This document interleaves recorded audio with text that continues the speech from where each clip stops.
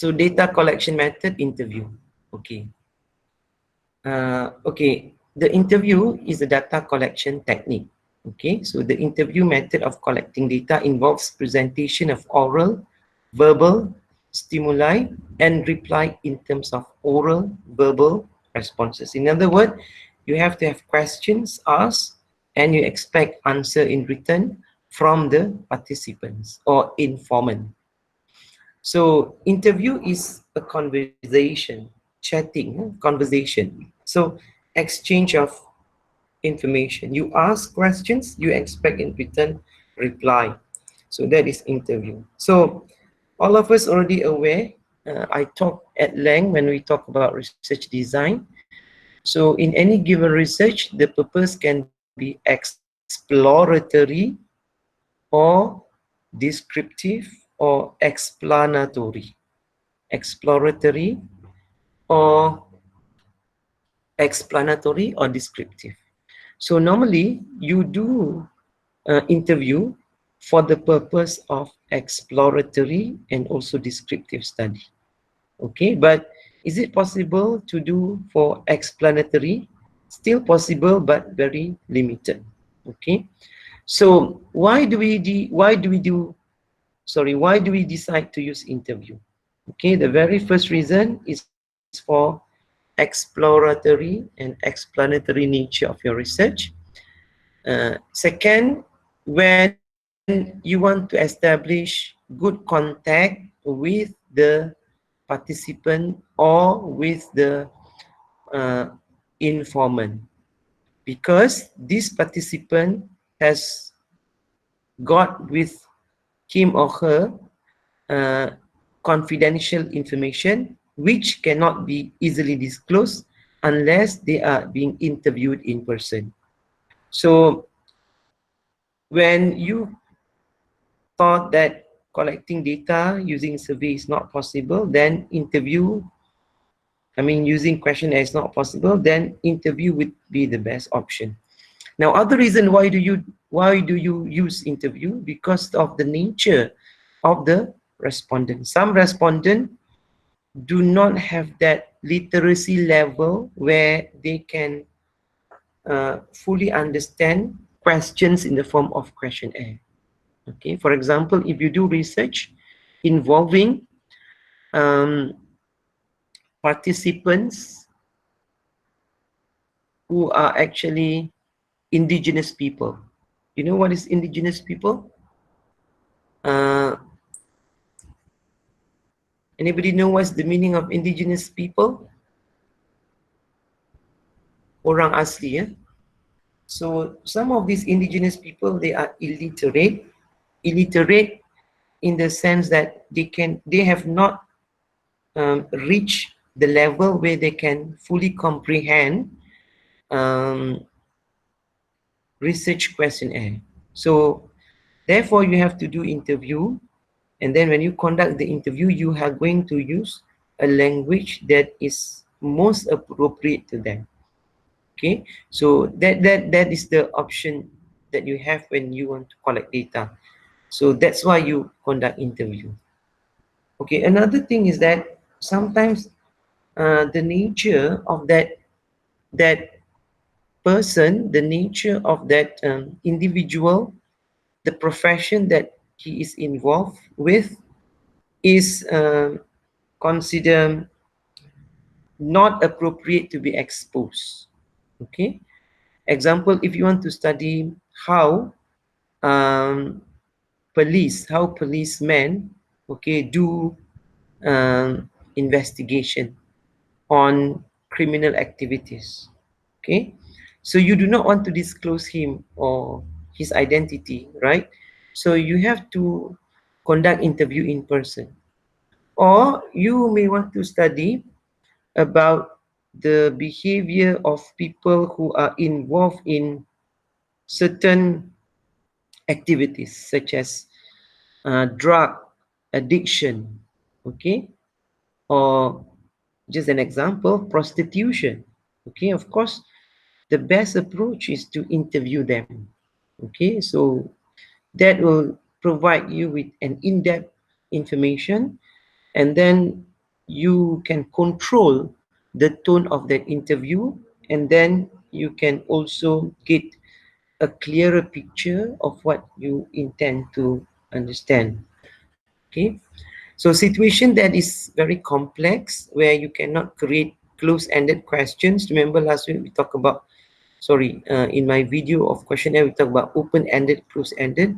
In a questionnaire, majority it is close-ended. So some of the issues that you are going to ask is very complicated, which cannot be adequately addressed through the use of close-ended. Therefore, you have to use open-ended in the form of interview to collect data. So these are the certain aspects that you have to really look into when you want to prepare yourself for doing interview. The questions, so in other words, you yourself need to be prepared. So you don't go there and meet the person empty-handed. You have to be accompanied with what we call the interview guide. Interview guide will sort of make sure that you will not be swept away, or you will not be drifted away from your RO and RQ, research objective, research question. So you have to prepare the interview guide. Basically, what questions are you going to ask? Okay, the format, just like a questionnaire. Okay, and then sampling, who are you going to choose for your interview, and then the interviewing process itself. And this one is the data analysis, which I will not address because the topic of today's discussion is only on interview. Okay, now the content, this one is up to the research objectives and research questions. Like here, I've stated attitudes, intention, behavior. So normally when we ask people, we are asking about his attitude, his belief. Example, you ask, what is your opinion about information system implementation in the organization? So that is asking about his belief and attitude. Okay, do you use information system? That is asking about behavior. Action is behavior. If you ask opinion, that is attitude and belief. Okay, all right. So of course you will have to ask demographic questions first, okay, prior to proceeding to the actual content of the interview. So you ask demographic questions. Okay, of course the questions must be those that are really reasonable to ask. Okay, you don't ask questions, you know, you look at the person and then he has got a long beard like me, having a mustache somewhere, and then you ask, okay, tell me what is your gender. You don't ask questions like that, right? Okay, people will just scream at you. You don't ask gender. You know that he has got that masculine voice, manly voice, very deep voice, beard. Of course he's a male, right? Okay, uh, so you ask demographic and then followed by the uh, research, objective research questions. Okay, interview format depends. Remember in my lecture about questionnaire, you can use the questionnaire to collect research data. Okay, so that is going to be structured interview, meaning to say you are going to read out that questionnaire to the respondent. The respondent will listen to what you are reading, and then will give answer, and then you will be picking the options of answer, okay, based on what the respondent is giving you. Okay, that is called structured interview. Okay, I remember one student from our faculty, your senior, I think she was from Kedah. I didn't remember her name. She was doing a research involving uh, people with disability. Okay, in Malaysia they call it OKU, Orang Kelainan Upaya. So she was actually studying about the facility used in the library, whether the library is providing uh, people, disabled people with the facilities to support their information need. So because of the participants mainly majority were blind people. So she had to actually read out the questionnaire. So she called this participant, the respondent, and then she read out the questionnaire using handphone, and then he got the responses. Okay. Okay, number of questions. Norshila, you asked a question. What is the number of questions to be asked for each variable? You mean what? Quantitative research or qualitative research? Sheila, are you referring to qualitative research or quantitative research?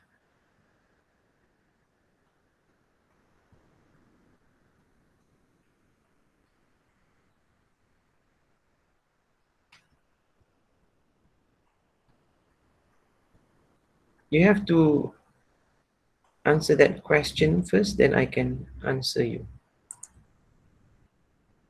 All right, semi-structured is where you have a combination of closed-ended and open-ended. Meaning to say you have open-ended questions at the end and closed-ended in the beginning. Okay, just like ordinary questionnaire, normally you have a closed-ended and followed by open-ended. Okay, semi-structured interview. Okay, and then you can also have an unstructured interview. So this unstructured interview normally is done for a purely qualitative research, such as ethnography, phenomenology, grounded theory. Okay, or you want to do something that is truly exploratory. Truly exploratory.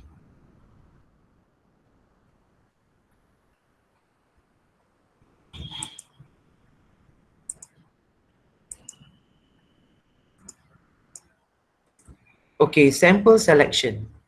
Now, if you have watched my video on qualitative research, I have said that for all qualitative study, the methods for selecting sample is through purposive sampling.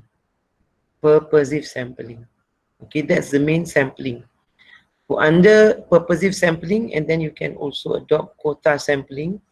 Okay, if you need to have quota, okay, then still it is purposive sampling. But what is important is that you need to get access. Okay, just recently, one of your senior, she wanted to collect data in her workplace. Huh? She was under my supervision, your senior, but she's doing Masters of Information Systems. So, and then the boss called her and said, "What are you doing? Why didn't you inform me?" And then she referred to me and I said, "Didn't I tell you that you must request permission uh, from your employer before you proceed to collecting data?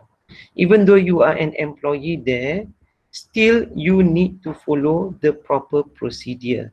Okay, so you have to get access through what we call gatekeeper. Gatekeeper is the one who is holding the key to entry, to access to people in the organization.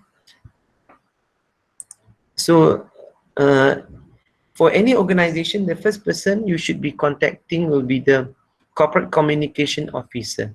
So normally the corporate communication officer will advise you, okay, who and how the procedure that you should be doing or following in order to get access to the people. Okay, like myself, when I did my PhD, I need to interview people working in Tenaga Nasional, Petronas, Malaysia Airports, and also Telekom Malaysia.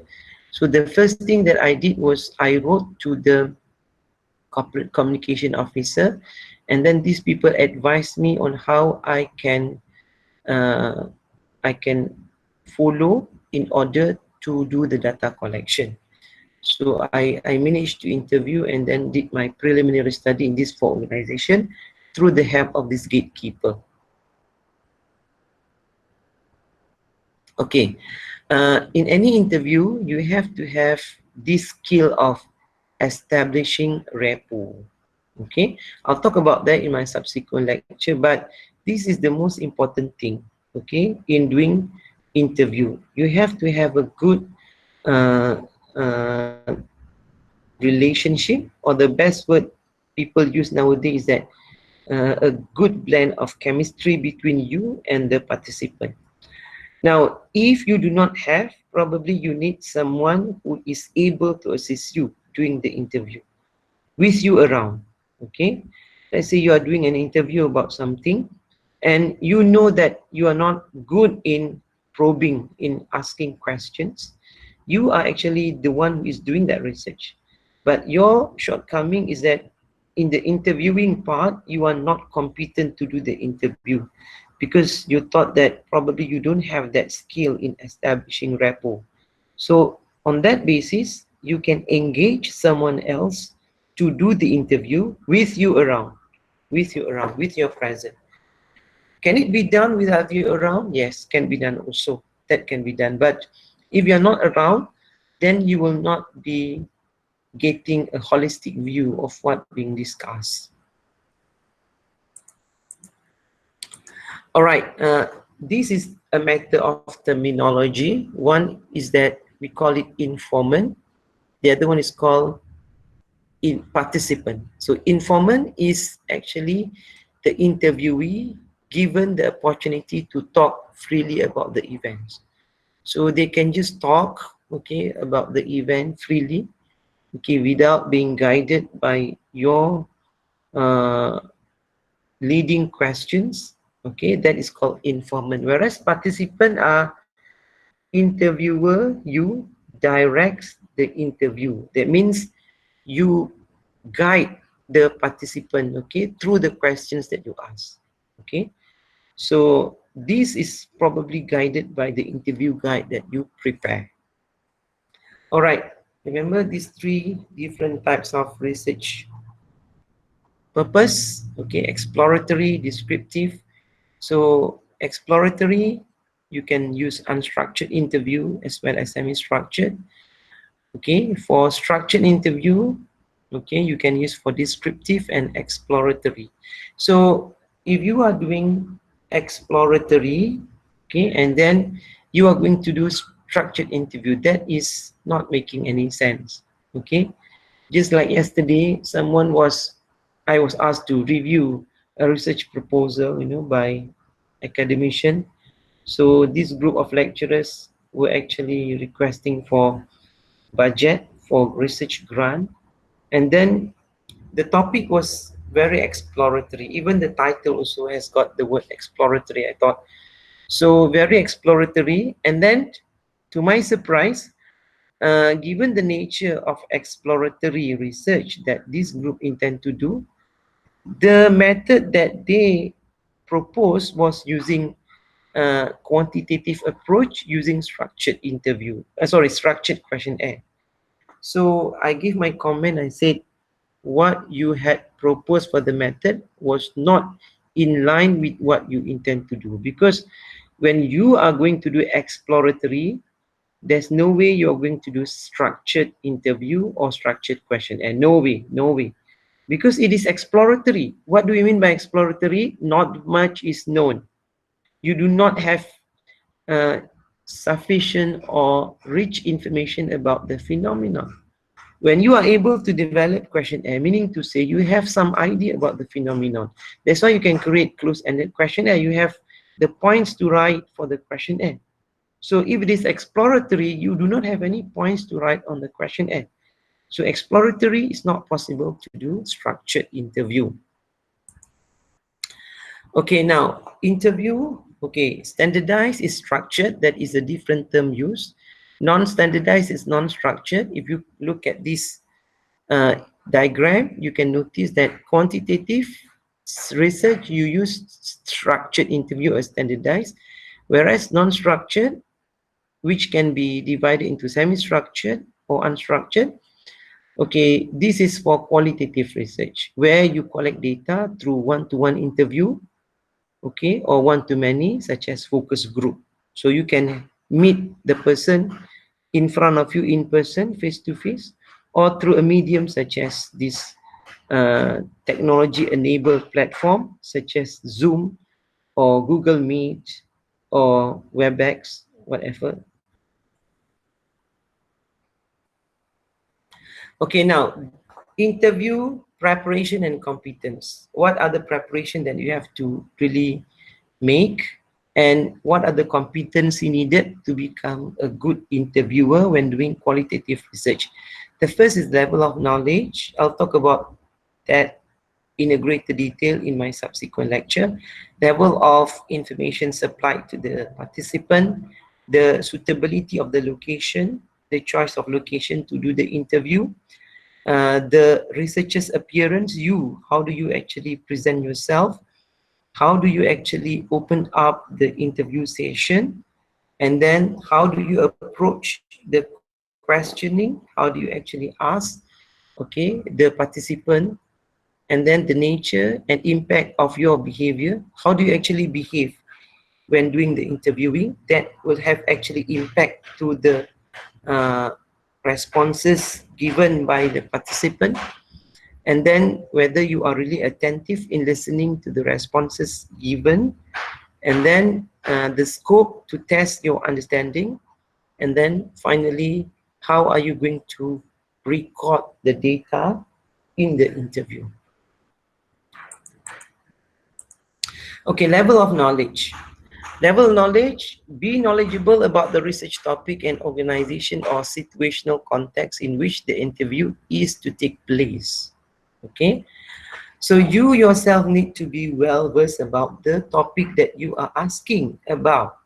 Example, if you are interviewing a person about, say, knowledge portal, so you yourself need to be well versed about knowledge portal. You have to do some reading. You have to be, you have to really make yourself learned about knowledge portal. Then only you go to the field and start asking people about knowledge portal. You cannot be that you yourself have not prepared, you yourself are not really sure, you yourself are not really competent about what is knowledge portal, and then you go to the field and expect people to tell you what is knowledge portal. Okay, so if you do like that, the interview will not end up getting rich information, because you will not be able to probe further. Remember, in interviewing, probing, asking for more questions is very important. Okay, level of information supplied to the interviewee. Now, prior to doing the interview, it's best that you fax or you send him the interview guide. Okay, you send him the interview guide so that the participant can be ready with the answers, because some of the questions may require him to recall past events, past incidences, or he or she may need to refer to certain numbers, statistics, documents. So be let the person receive the questionnaire prior to the interviewee session. And then the location to do the interview. Okay, it has to be a place where not many distraction that can actually disturb the interview session. Okay, it can be in a hotel, cafe, or it can be, in any restaurant.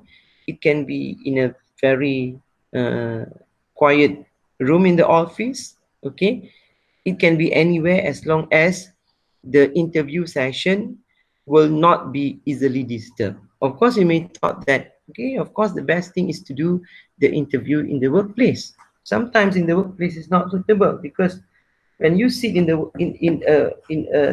front of the desk where the person is working, there will be so many phone calls, and some other employee will be interacting with him. So there are so many interruption, disturbances that will actually disturb the flow of information exchange between you and the person. So to avoid that, it's best that you may consider choosing other setting. So try to figure out what is the best location to do the interview without the interview being interrupted by so many distractions. Okay, appropriateness of the researcher's appearance at the interview. Present yourself according to the place where you have selected. Okay, if it is in a restaurant or in a coffee house, probably you can be casual, okay, but not in a way that can actually distract the attention of the participant. Okay, if you project yourself to be so sexy, very appealing, that is very dangerous. So the interview we will not be focusing on what you say, but will be focusing on what you wear. Okay, so that is not good. Okay, nature of the opening comments. How do you actually start your interview?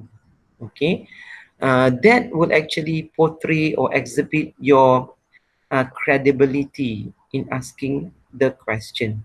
Okay, I am not good at interview. I must admit that I am not good at interview because I've tried many interview. That's why if you notice many of my research after I completed my PhD, mainly were using quantitative approach because after I have self-evaluated myself, I realized that I am not good in interviewing people.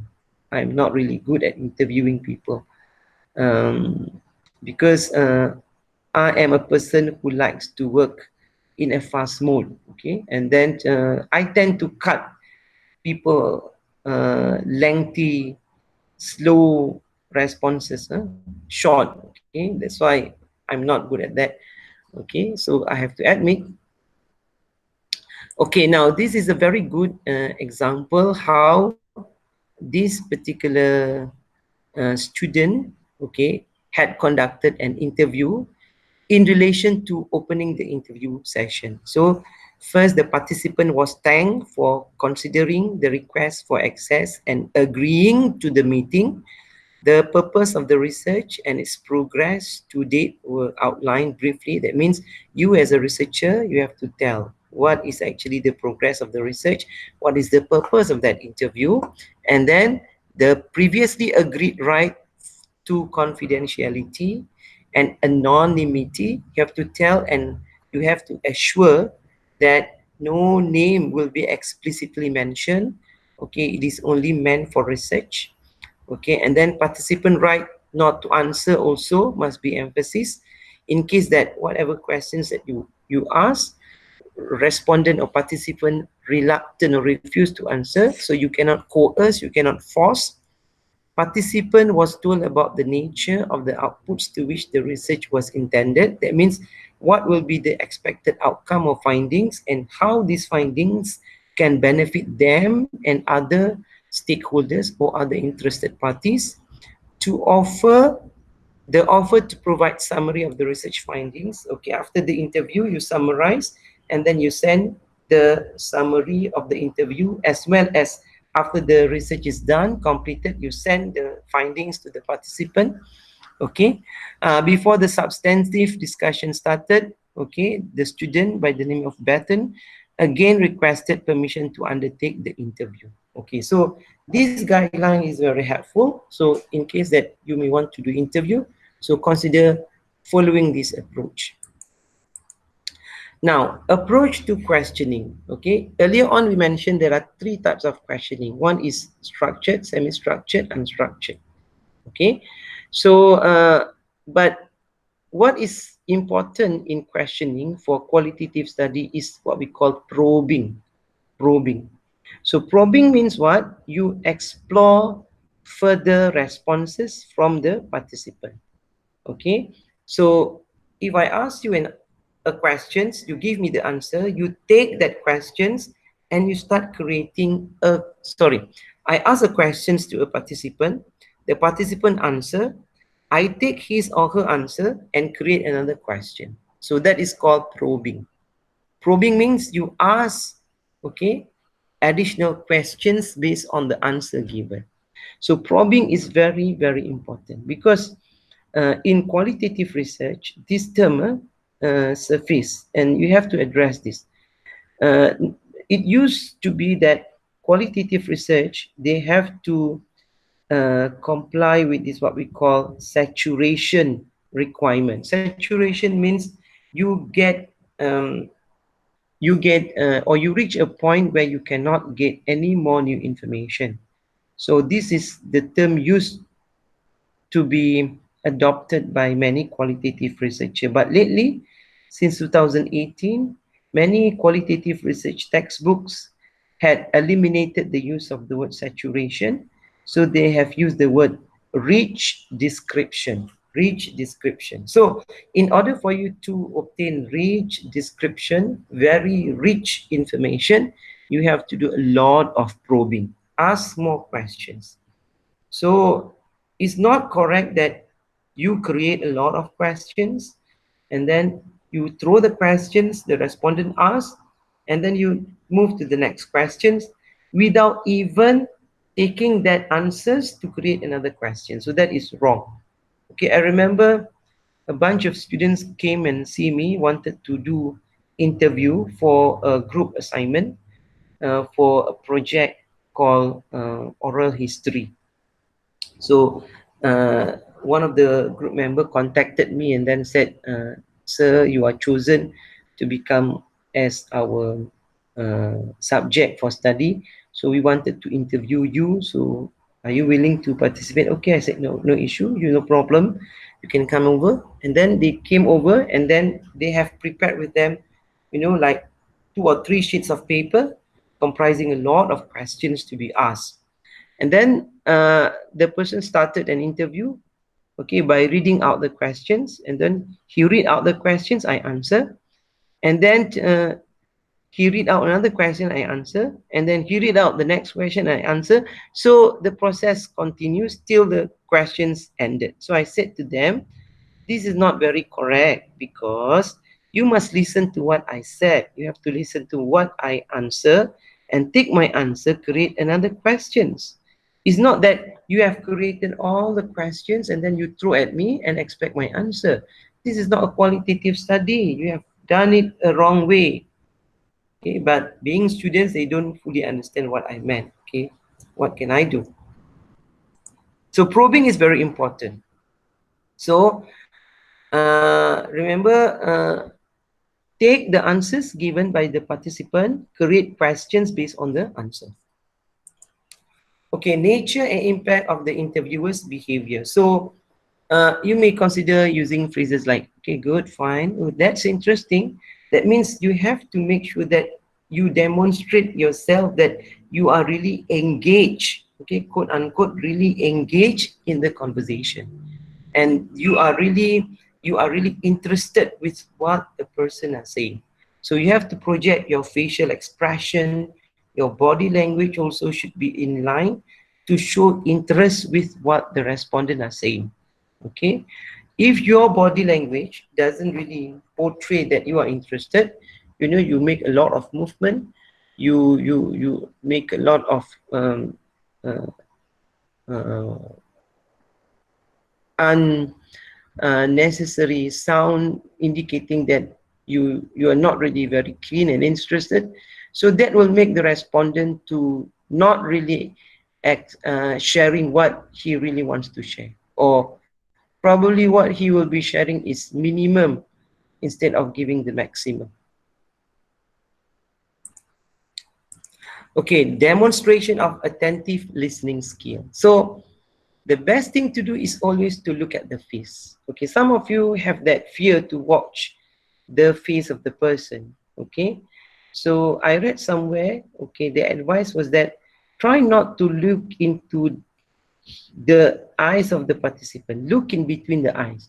On the top of the nose, you look in between here. So when you interview, look at this, the nose here the place here in between the two eyes. So that's the trick on how to show that you are really keen, but not looking at the eyes. Because when you look at the eyes deeply, sometimes the strength and the aura of that person can actually diminish your interest, in listening to him, because you become fearful. Okay, you become fearful to ask more questions. Now, undoubtedly, there are situations where you cannot really control the participant. Okay, These are examples that I can share with you. Participant appear willing only to give monosyllabic answer, meaning to say that the question you ask, he or she only said yes, no, yes, no. So this is not very good. So this actually happened to the guy that I mentioned just now. He wanted to do a study in that organization, and then when he started a preliminary study, he interviewed many of the participants were actually only giving answers like yes, no, yes, no, yes, okay, I'm not sure, like that. So not much he could actually collect. So that's the reason why he switched to another topic and another another organization. So sometimes you are faced with this situation. Participant just provides monosyllabic answer. Okay, so if the participant give this answer despite such precautions, try phrasing your questions as open as possible. Okay, let's say the person say yes. Okay, so what do you mean by yes? Could you please provide some example? Okay, if you say no, I'm not sure, sir. Why do you say no? Could you please elaborate? Why you give it? Why you answer no? Okay, try to make the questions more open. So take the answer, throw back at him by creating another set of questions. So this is how you deal with participants who are actually giving monosyllabic answer. Another situation, participant repeatedly providing long answers which digress from the main focus of the study. So in situation where the participant, giving all sorts of information which most of the time are not actually in line with your research questions or objective, then you have to do something. Okay, you can do by subtly asking him to refer to the point that you think is appropriate. Example, he was talking and then you say, okay, so that's very interesting, but I am more interested with what you mentioned about that point just now. Can you please elaborate that point? Okay, you pick up that point which you want him to stop on what he's currently saying and focus more on the point that you want him to elaborate further. Now, you also may be confronting with a situation where the participant started to interviewing you. You know, you interview him, you come with the purpose of interviewing him, but now instead you interview him, he interviews you. Okay, so how are you going to deal with that? Okay, okay, this you it's best that you stop the interview for the time being and then try to establish rapport with the person. Okay, probably try to have a tea or a dinner or a lunch with the person. During this time, do not have any discussion about the research topic. And then once your rapport is already good, then you can have another session for the interview. Another situation, participant is proud of their status. If you interview a person about, for example, knowledge portal, and you know that this guy was the the the the the one who spearheaded that project. He was actually uh, the the intelligent person who was responsible in developing that knowledge portal project, for instance. So when you interview, he was sort of very bragging over what he had actually accomplished. So instead of sharing what is the reality, he kept on actually praising himself. Okay, so there must be a way that you can deal with this. Okay, so try to be subtly advise the person that actually your intent is to look into this, but what you have shared is really interesting. Then try not to criticize him, compliment what he had actually shared, and show your interest that what he had shared is actually very interesting. But at the same time, you try to highlight actually what is the main reason why you do the interview. Okay, another situation, participant becomes so emotional. Example, if you do, let's say, on phenomenology, talk about people family members who actually died in the in the in the incidents.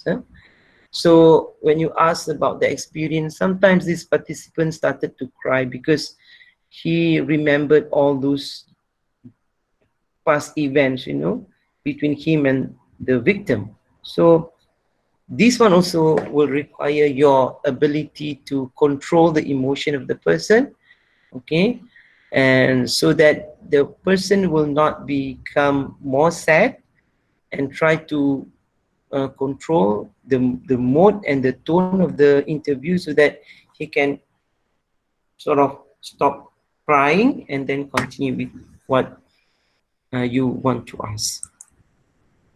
Okay, scope of understanding. Test our understanding by summarizing an explanation provided by the interviewee so as to allow interviewee to evaluate. Okay, sometimes you ask questions, okay, the person give answer, and then you repeat the answer. Okay, sir, you mean this is like this, like this, like this, right? Okay, all right, okay, I understood. Okay, now I want to ask. You do like that. You repeat what the person say. Repeat what the person say. Okay. Okay, approach to recording the data or the interview. Okay, now nowadays you have got so many tools that can assist you in the interviewing. You can use your gadget, your smartphone for recording the interview session. However, please be careful that it has to be done ethically. In other words, if the person is not willing to be tape recorded or video recorded, the interview session, then you cannot secretly record the interview, okay, because that is against the ethics of research. So the person must be made known that you are actually interviewing the person, and at the same time you are recording the session. So if he allows, okay, let it be. Okay, there are pros and cons when you use tool to video record or record the session. Okay, one of the disadvantage if you audio record is that some participant will not reveal as much information as possible because of being afraid of something or being afraid that what you record will be used as evidence of something against him. Okay, so that's the disadvantage. But if you interview and whatever responses given, you write down, jot down on a paper. So normally the responses is more genuine, more truthful, more honest, and more lengthy. Okay, but of course the advantage is that if you tape record the interview, when it comes to transcribe, yeah, you want to convert the audio into textual, that will be easy because nowadays we have got so many software, especially when the interview is done using English language. So transcribing work is easily done. All right, now it is also possible to do group interview. So one-to-one interview is effective, and it is also equally effective when you do one-to-many interview for certain reason. Okay, so not all the time you should be using one-to-one. Sometimes you may need to do group interview. Okay, so in group interview, the interviewer verbally requests information from more than one interviewee concurrently. So interaction generally involves only interviewer and one interviewee. So you take turn, sorry, the participant will take turn. So they will not talking concurrently at the same time, because if they do so, nobody can understand. So you take turn, all right? So the interview can be predetermined. That means you prepare the interview guide and then you follow the sequence, or it can be free order. You just throw questions, based on their answer, you create another questions. Now, focus group is a type of group interview, but it involves moderator.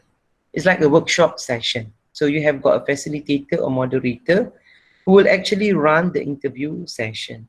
So the moderator will be handling or will be controlling the interview. The moderator will throw questions, and participants, okay, whom you have recruited okay, they will give their answers. So focus group can be characterized based on three features. Number one is qualitative data. Sorry, qualitative data, quantitative data usually are not collected in focus group. Sorry, I made a mistake. This one quantitative.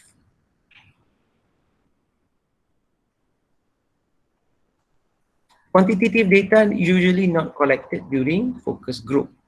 Homogeneous participant. They must be homogeneous in the sense that the features, the justification for choosing them because of similar reason.